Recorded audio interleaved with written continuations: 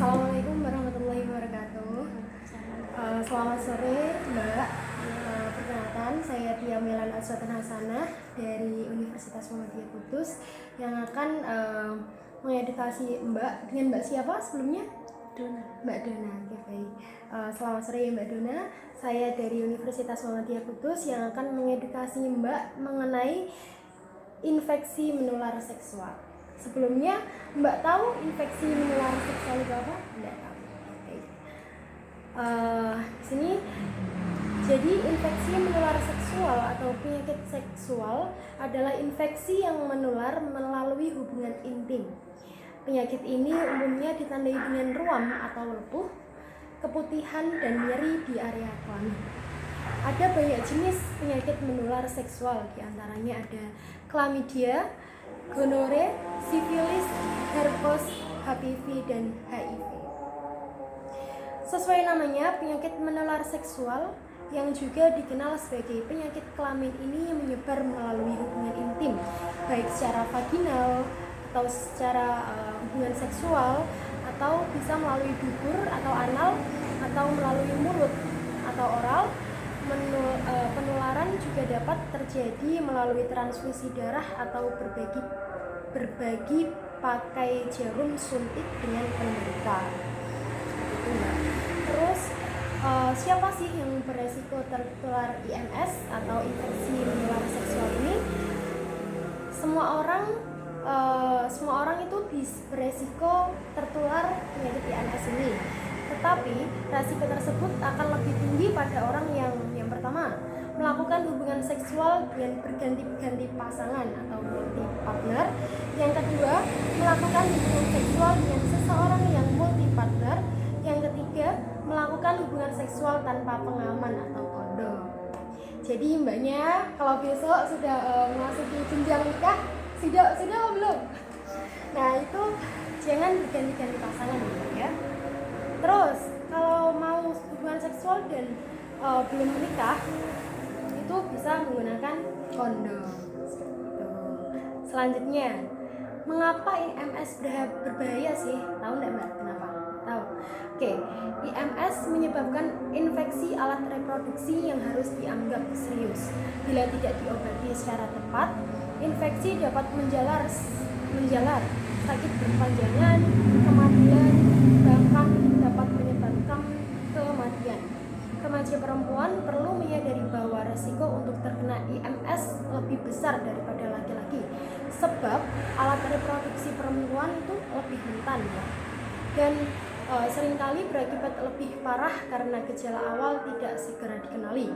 Sedangkan penyakit berlanjut ke tahap lebih parah, misalnya keputihan yang lebih disebabkan oleh kuman atau bakteri yang masuk ke vagina akibat pemeliharaan kebersihan yang buruk. Jadi kalau mbaknya sering keputihan, nah itu harus dibersihkan gitu ya mbak ya. Sering-sering dibersihkan mbak. Terus jenis-jenis infeksi menular seksual. Menurut Price and Wilson ada 4 jenis. Yang pertama, infeksi menular seksual yang disebabkan oleh bakteri.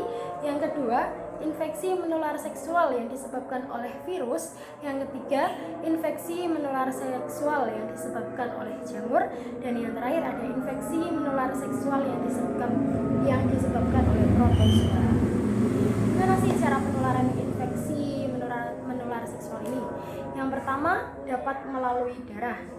Yang kedua, ibu hamil kepada bayinya. Yang ketiga, tato dan tindik itu dapat menyebabkan IMS tadi. Yang keempat, sentuhan. Yang kelima, cara membersihkan organ genitalia atau alat reproduksi, alat kelamin. Terus tanda dan gejala infeksi menular seksual apa aja sih? Yang pertama itu ada keluar cairan atau keputihan yang tidak normal dari vagina atau penis. Yang kedua, pada pria rasa panas seperti terbakar atau sakit selama kencing. Yang ketiga, luka terbuka dan luka basah di sekitar alat kelamin atau mulut kelamin. Luka tersebut dapat terasa sakit atau tidak. Yang keempat, tonjolan kecil-kecil atau popules di sekitar alat kelamin. Yang kelima, kemerahan di sekitar alat kelamin. Yang keenam, pada pria, rasa sakit atau kemerahan pada kantung zakar. Yang ketujuh, rasa sakit di perut bagian bawah yang hilang timbul yang tidak berhubungan dengan menstruasi. Yang kedelapan, ada bercak darah setelah berhubungan seksual. Selanjutnya cara pencegahannya gimana? Yang pertama ada abstinensia, tidak melakukan hubungan seksual di luar nikah. Juga dalam agama nggak boleh ya Mbak ya. Terus yang kedua ada be faithful atau setia pada pasangan yang sah. Berarti yang belum sah boleh lah ya ganti-ganti. Yang ketiga kondom.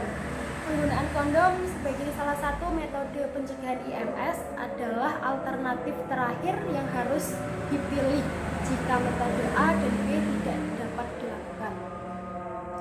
Yang keempat ada drugs. Hindari pemakaian narkoba, khususnya yang menggunakan suntikan.